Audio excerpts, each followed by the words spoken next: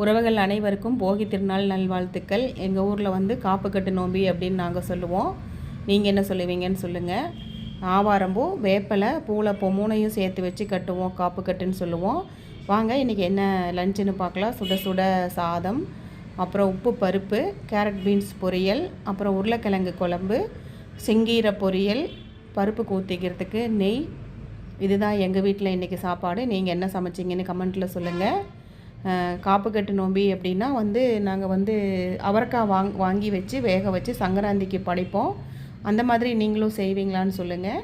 அப்புறம் கண்டிப்பாக வடை சுடுவாங்க. எங்கள் அம்மாலாம் நாங்கள் சின்ன வயசாக இருக்கும்போது கண்டிப்பாக வந்து காப்பு கட்டு அப்படின்னா வடை சுடுவாங்க. பச்சை பயிரில் இனிப்பு வடையும் தட்டைப்பயிரில் கார வடையும் செய்வாங்க.